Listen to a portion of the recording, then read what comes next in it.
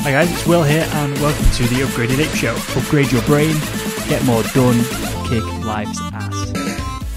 Hi guys, it's Will here and welcome to the Upgraded Ape Show. On today's show we have Dr. Costa-Mattioli, who's a neurobiologist, and the interview with him was absolutely fascinating. He works within the world of memory formation and it blew my mind what we talked about. We got quite deep with a couple of things of how your identities make up how your memories make up your identity as a person, and how drugs and manipulation of memories can affect all that. But just before we jump into the show, a couple of updates for you from yesterday. So the place to find all the shows, and that's right, shows, is radio.upgradedape.com. If you've not been on there yet, you may have missed the announcement yesterday that we're now going to have essentially a network of radio shows on upgradedape.com. The next two shows lined up, and there's more in the works, are firstly, Get More Done. This show is interviewing productivity experts, and the premise and the goal of the show is that they're going to be half-hour shows, and by listening to the show, you should be able to make up more than half an hour back of your time within the next couple of weeks. So you're going to get a positive return on investment from listening to the show.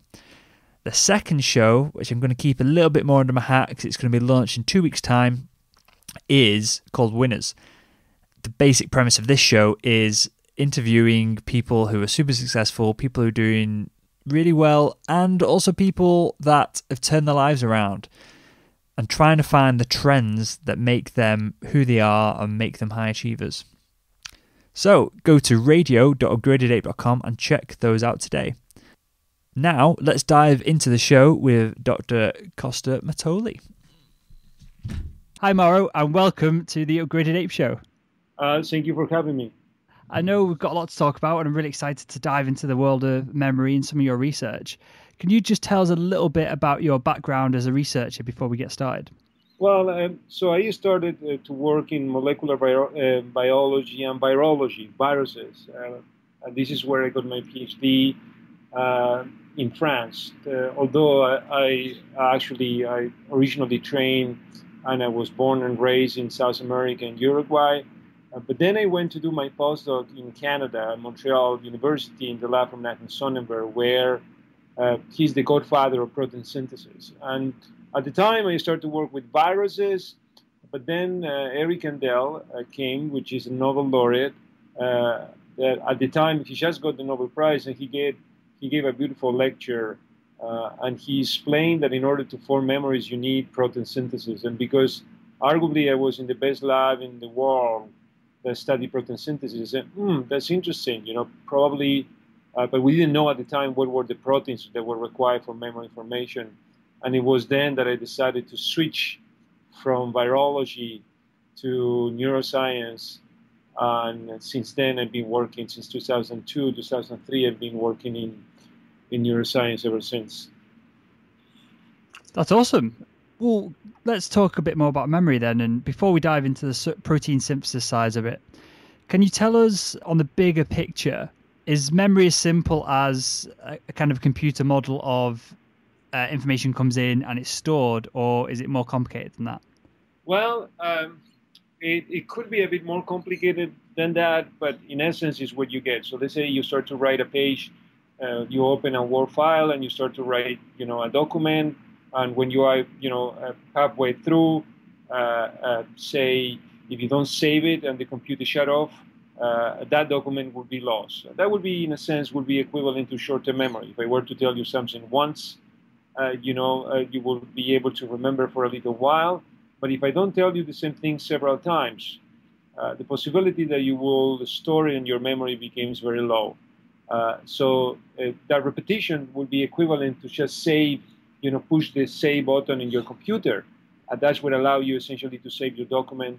And in the case of memory, that will allow you to save or to store essentially your memory. Now, at the circuit level, it must be a bit more complex than a computer system. We know that we have billions of neurons, and each of those neurons, they make between 100 and 1,000 contacts between each other. So the circuitry and the traffic in the brain is quite complex.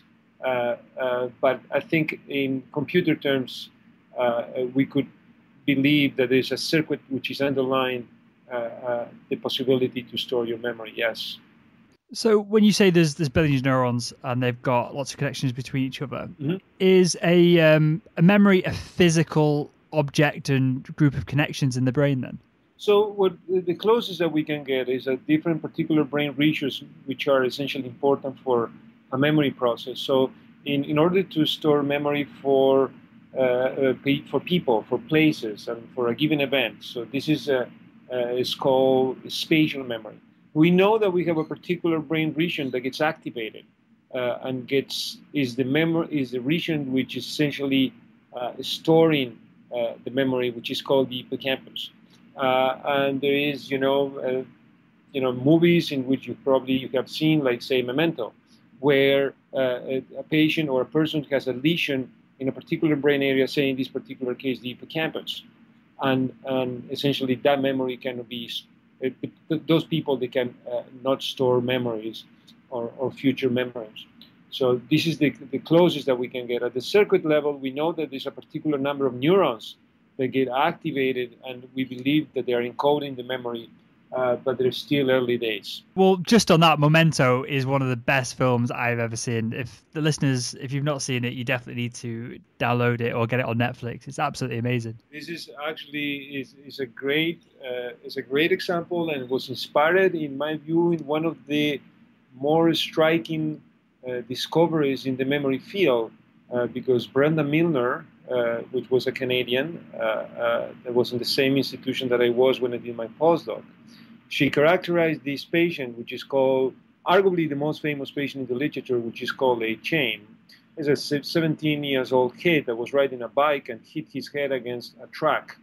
And that led this patient with seizures and epilepsy.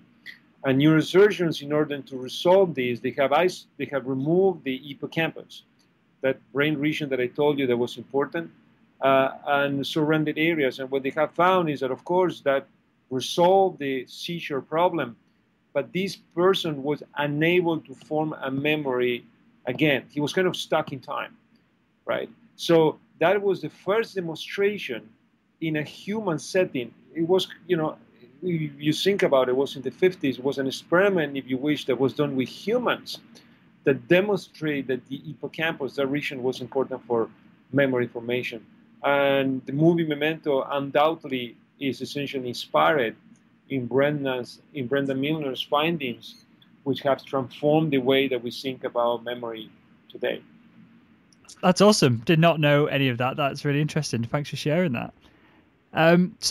Well, Memento, if you use that as an example, the main actor, the character in it, has long-term memory, but suffers with short-term memory. Why do we have long-term and short-term memory, and how are they different? Well, essentially, is, as I said, briefly explained to you before.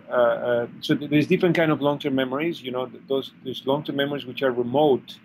That now we know that those memories, from your childhood and so on, they are not in the hippocampus. They are in the cortex. So those memories, if you were to have a lesion in the hippocampus, somehow they are saved, and you can still recall it. But in order to form a new memory, in order to form a new long-term memory, you need essentially the hippocampus. So these patients have a perfect short-term memory. So let me give you an example. If you were to tell this patient, say a given number, 1, 2, 3, 7, 9, 8. So you will ask him to repeat the number. He's going to repeat it 1, 2, 3 times. And if at that moment you were to distract the patient, you say, would you like to have some coffee? He will say, sure, why not? And then you ask him again, could you please tell me the number? He's going to ask you, what number? He didn't even remember that you were guys discussing about a number. Okay, so in that particular case, so the short-term memory this patient has, and a short-term memory that was kind of normal, but essentially that short-term memory could not be consolidated, could not be stored physically in the hippocampus, and then essentially, as I said, this patient was stuck in time. So I think it's fundamental. Long-term memories is we are our memories. Essentially, your identity, how you are defined, is based on your past experience, where you were raised, how you were raised, the experiences that you have in life, and you act in life based on your memories. So for humans, but if you were to be an animal and you were to be, in the jungle and there's a predator, it's very important to remember that a particular area where you shouldn't be around, because essentially you will be killed or you will be eaten by a predator. So it's essential for human life, and it's essential for it makes our identity. So that's essentially what long-term memory is good for. Is it a similar kind of thing in humans, how humans seem to remember places and things visually very easily, but a long list of numbers is difficult? Is that reminiscent of being an animal and being an ape in the past, and like that being more important to us than what it is now? Well, so there is, in the case of animals, we can very much replicate some of those behaviors. So say when you are just looking at a particular space, say an environment, so we can mimic it in a paradigm which is called Morris water maze, that has been developed by Richard Morris in the UK a few years ago. And essentially what Richard has developed is a system in which he put animals in a swimming pool and in a given room, and it is a platform which is submerged under the water. So the animals is unable to see the platform. But the animal will use visual cues which are around the wall, the walls of the room, to be able to find that hidden platform. And if you were to remove those cues, say you have fall walls in your room, and in one of the walls you have a picture of, say, Michael Jackson, and in another side you have a picture of Suarez, that I'm sure that you guys heard about it. Well, I'm a Liverpool fan, and he left us last year, exactly. Didn't he? For instance, so essentially what the animal is going to do is going to use those visual cues to guide himself and find the platform. So we can mimic pretty much some of those behaviors. But perhaps you were making reference to memories that were emotionally charged. So memories that, so in essence, what I wanted to say is that repetition is key. In order to form a long-term memory, if I give you my phone number once, it's very unlikely that you will remember it. You will remember it for a little while, and that will be your short-term memory. But then if I ask you 3 or 4 days later, the possibility that you will remember is very low in most of the people, let's say However, if you were to call me every single day for a week or so, the possibility that you will remember my phone number became very high. So essentially, that short-term memory gets converted into a long-term memory. And it's practice which essentially or repetition, which allow a memory to be stored. However, there is memories which are emotionally charged. Say when you saw the planes hitting, in 9/11. So those memories which are emotionally charged, and those memories can be essentially stored with one shot. You don't need essentially repetition for this kind of memory. Okay? Okay.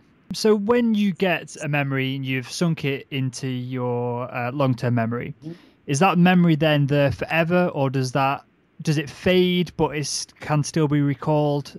Yeah, years later. This is an excellent point. So yes, essentially it can be recalled, but when we recall it, we are natural cheaters. So when we recall it, and at the moment that we recall it, the memory can be modified, and we modify it, and after recall, let's say 3 or 4 times, the memory that we have enlarged is the same, but it's not identical to the one that we store. We are adding aspects to the original memory, right? Because the recall process, what is doing is making the memory fragile and allowing to be restored again or to be saved again, right? So the fidelity of our memory is not great. We have an idea that we were in Spain or we were in Tuscany taking wine, but probably we will add an aspect of it, such that we ate, say, a particular kind of cheese that we never did, right? But in general, the memory gets stored and can be recalled. Yes.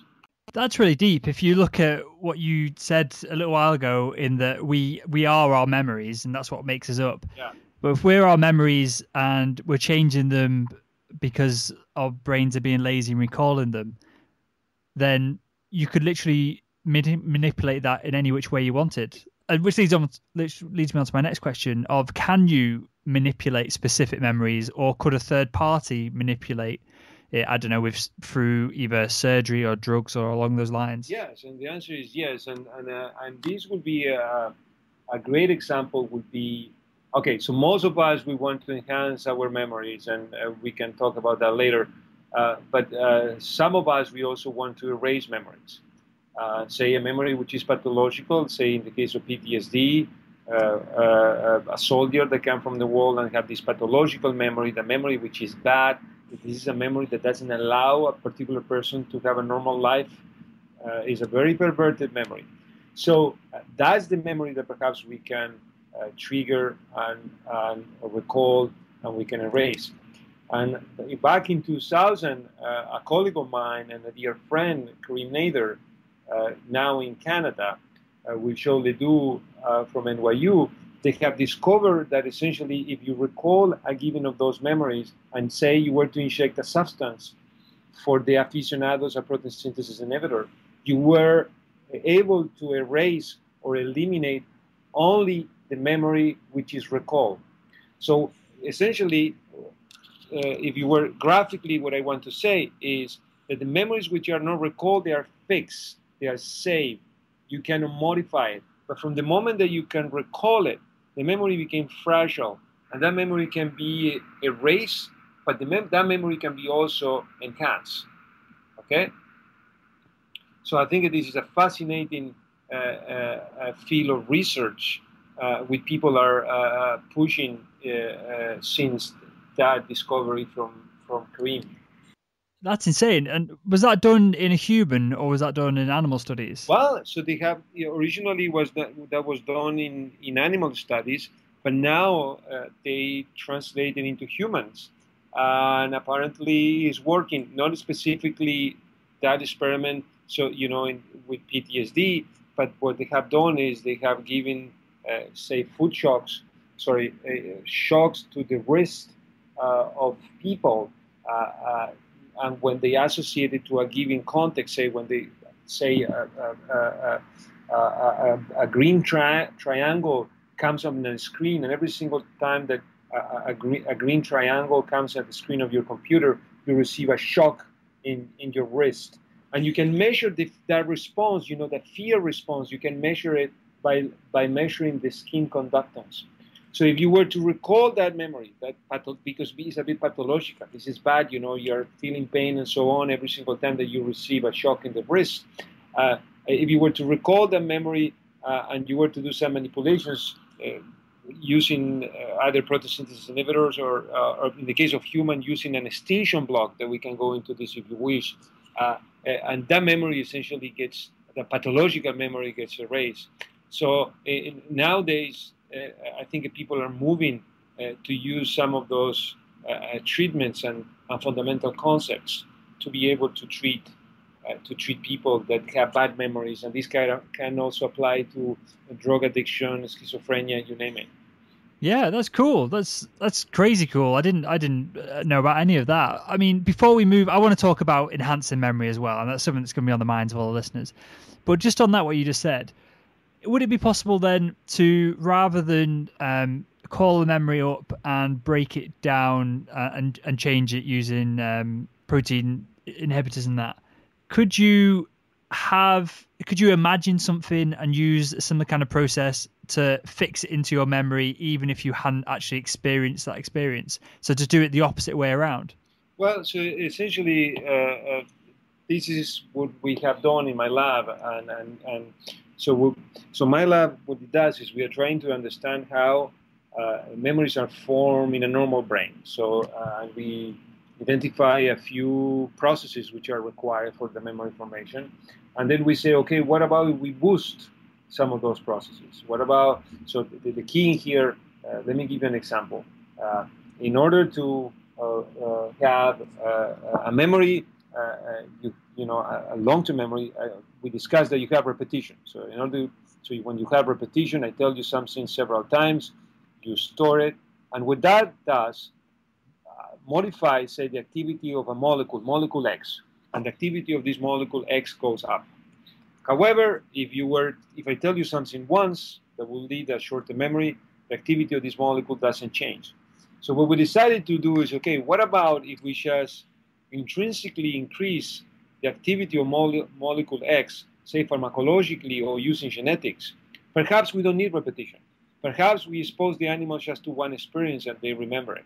Perhaps if this were to be the analog of a human, you don't need to read a chapter of a book several times to be able to memorize it. Perhaps if you were to do this manipulation, you just read it only once and you store it. And we were able to do so. We were able essentially to enhance memory, make animals smart so they don't need repetition and they can learn just with one shot. And this has been a fascinating experience. Yeah, that is fascinating. And well, two questions I've got from that. One, is it potentially dangerous if you learn the wrong thing and then it's kind of ingrained in you? And two, just off the top of my head, is there a finite amount of space of things that you can actually store? Say like there was a drug that came out which meant you could learn, as you mentioned, reading a book and you could just read it once and it would all be stuck in your head and recallable. That means that you'd be able to read 10, 20 times more books than what you can read at the moment. Right. So would your brain just break with all the extra information and the pressure and the back and forth, or would it be able to handle it? Well, essentially, we don't have an empirical evidence for this. So I will tell you my gut feeling. In other words, I don't have a proof of concept evidence. It's like I will tell you what I believe. I don't think that we have a limit. I don't think that we have a limit to store memory. So I'm sure you guys, you seen the movie Rayman. Remember? Okay, so the character from Dustin Hoffman has been inspired in Kim Peek, who just essentially died in 2009. So Kim Peek was a guy who was, if you were to read a page of a book, it's going to take you like about 16 seconds to be able to finish it up. So Kim Peek can read it in 9 seconds. But if we were to open the book, he could read the 2 pages simultaneously in 9 seconds. With one eye, he read the left page, and with the left eye, he read the left page, and with the right eye, he read the right page. Everything that he read, he recalled. Absolutely everything on one shot. There was no need of repetition. Okay, so we have examples in human nature of people that have, which I define it as extraordinary memories. Okay, so sky is the limit. So now there is a possibility that you can get drunk with so many memories that are stored in your brain, hypothetically. And this essentially could happen. Does having an ability like that, though, not lead to a downfall somewhere else within another process of the brain? Is there so much processing power, or is the processing power to handle all this infinite as well? It could, and I think it could, and this would be an ethical question, but just let me emphasize 2 things.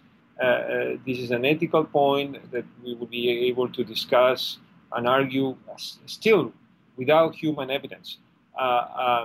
Whoever is going to come with that molecule is going to completely transform the world, because it will be given to everyone. Whoever that person will be, we will be a different world before and after we have such a memory field. But let me go back to the example of molecule X, because you are making the emphasis in making normal people smarter, which of course this is super cool, and all of us, we would like to do so. But perhaps the focus should be in cognitive disorders, in pathological disorders. So now I know something very important. I know the molecule X, if I boost it, I can enhance memory. So let me go to those cognitive disorders, let's say Down syndrome, Alzheimer's disease, and so on. Perhaps in some of them, the activity of X is dysfunctional, is decreased, right? So all I want to do with my molecular manipulation, if you wish, or with my drug, is to restore it to normal levels. So if I restore it to normal levels, I will become normal, right? So, and there is no any risk whatsoever, I will assume, at least the molecule have some toxicity, nothing related to the signaling pathway that you are studying. There's no risk that essentially that will do something bad, but all we will do, because as I said, you are normalizing, is to bring back your memory to a normal individual. And this essentially, I think, is where the focus should be. Okay?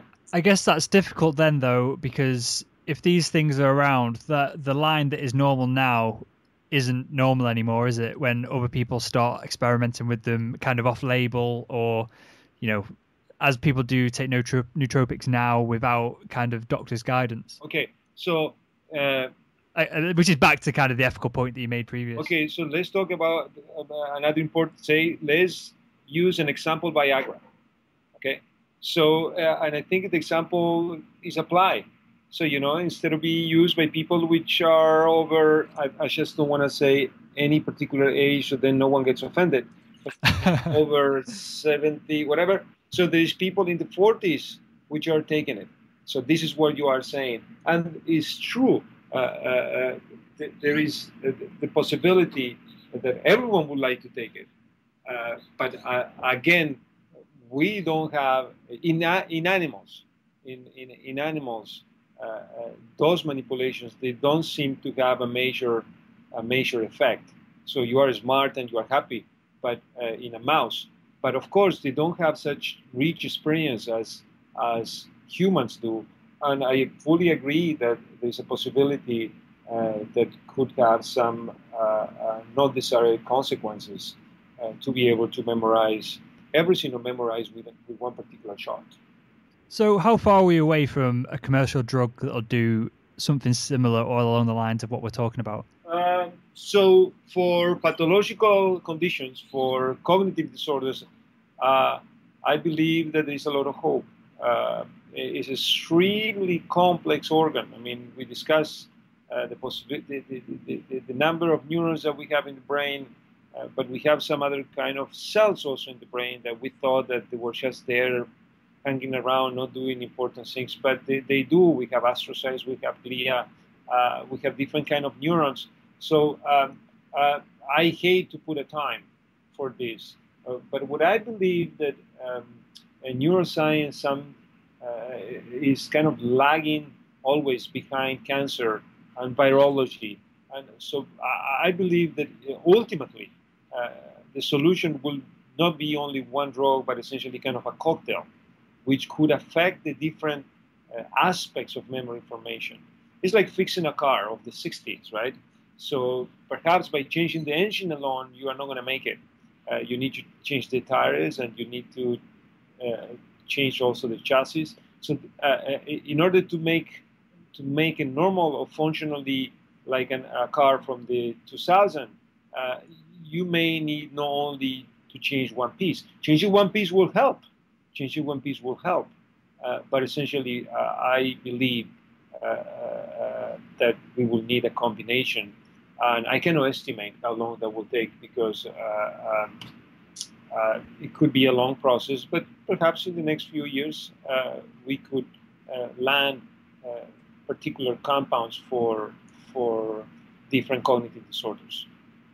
Cool. Okay, Mauro. Well, what can listeners do now if they want to improve their memory with what's available? I guess memory and learning. So there's a bunch of memory techniques.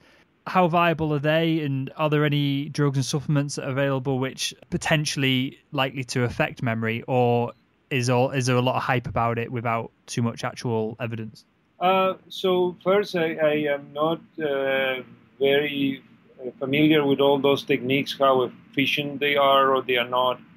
Practice, keep your brain engaged, have a normal life, not too much alcohol, not too much, no drug of abuse, make sports. I mean, those are, in my view, at this point, is the best medication that you want to have. Now, if you want to eat bad and you want to drink like crazy and you believe that by taking a pill that will save you, it is very unlikely. It's very unlikely. So we have the possibility at this point to do very simple things to keep our memory alive. And some of this is related to have a healthy body, but also is exercise your memory. Read, be interested in different topics. Not just look the Premier League all the time, but essentially you can learn different cultures, learn how to speak French, Italian, and so on. So all those things that essentially will put your brain to work, they will keep it active. And if you are providing the right ingredients, and if you wish, in brackets, right food, I think that at this point, this is the best that you could do. I think we have a pretty good memory. I mean, we shouldn't complain much about it. At least, of course, you have a cognitive disorder, which could ultimately be devastating. And my lab, like many others in the world, they do science every day to be able to try to provide essentially a pill or a molecule that essentially will help these people that doing everything that I just told you would just not be enough. Mm-hmm. Okay. Are we cool to dive into some quickfire questions and we'll learn a little bit more about you, Mauro? Sure. What did you have for breakfast this morning? So I just go to, every single morning, I just go and wake up in the morning, run 45 minutes an hour, take my kids, bring it to the school, and then I come back home.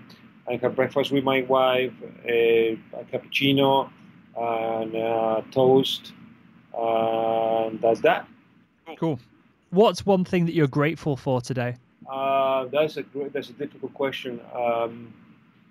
I would say that I'm grateful for being a scientist.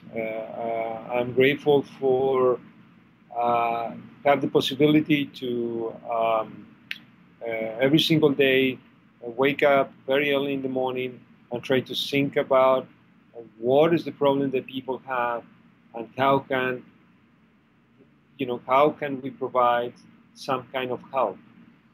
This is something that keeps my brain very, very occupied, trying to solve every single. And of course, I'm grateful for my family. I would, they are just terrific. Awesome answer. If you could recommend one book to the Upgraded Ape audience to help them kick more ass at life, just life in general, so it doesn't have to be science, it could be anything really, what would it be? Of course, it doesn't need to be science. So I would recommend, I have a few, but if I were to stick to one, I would recommend Memory of Fire. So Memory of Fire is written by this very famous Uruguayan writer named Eduardo Galeano. And this is essentially I always try to, as a scientist, I always try to listen different opinions. And this try to rescue, I would use his words in here, he tries to rescue the kidnapped memory of Latin America. And he's going to tell you, based on a very nice study that he did probably over 5 years living in the Shango, how the Indians they conceive, say, from the Genesis, from how the world was created versus this view, to probably, I think it will end up in 1970 or so. So it's a very interesting view that you may share or not share, but I think will give you a different perspective of life. So, this is something that perhaps some of you haven't heard about it, and at least I think those are the things that keep me entertained. And in order to go, or as you pointed out, kick more asses in life, in order to go to the future, I think it is always important to know the past and the different versions that we have of the past. And that will help you to, in my view, to have a better perspective where you want to go. Awesome. Sounds awesome. I'll have to check it out myself. So Mauro, I've got one final question for you. Upgrading Ape listeners are trying to upgrade their brain so they can get more done and kick life's ass. If you could go back in time and speak to your younger self, what would be one piece of advice you'd give him to either help him kick more ass or progress further in his career or something along those lines? There's different. I will have perhaps a set of different rules, very short ones. Never get disappointed. I would say to myself. I would say essentially you need to be persistent. This is a very difficult. We are not soccer stars. You know what I mean? We are not NBA players, so we are not here for the fame.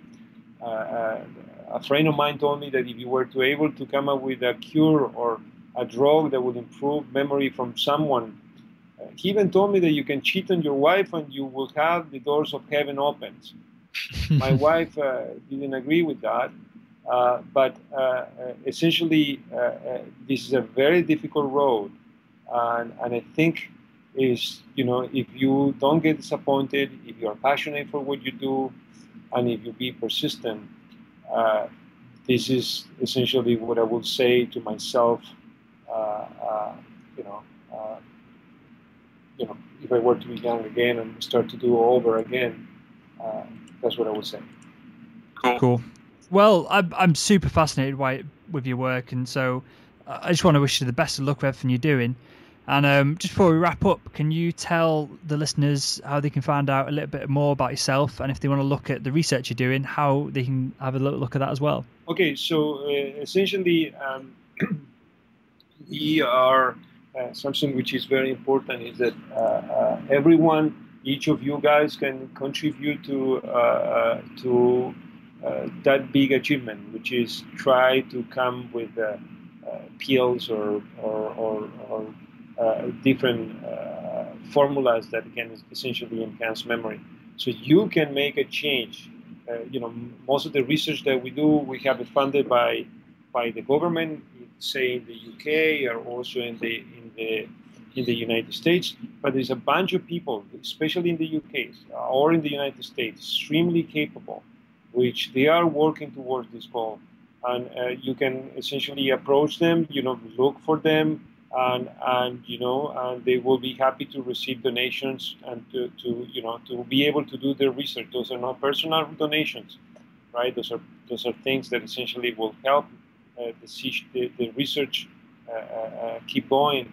And I believe that this is fundamental. We have an obligation to tell the people what we do and listen to the people, and this is perhaps a way to get the people involved in all this process. So let me just, that of course I don't remember because my memory is not very good. That's a joke. So, but essentially you can look me up. My name is Mauro Costa-Mattioli. I'm in Baylor College of Medicine in Houston, Texas. This is where you can go to my, if you look me in Google, you can essentially go to my webpage and see some of the work that we do. We don't have anything related to, we don't have a late audience explanation of what we do, but please feel free to shoot me an email, and I would be happy to answer any questions that I have, that you guys may have. Awesome. Well, we'll link to your page on the website in the show notes, and we'll link to the book as well because that sounds fascinating. And I just want to say thanks again for coming on the show. No problem.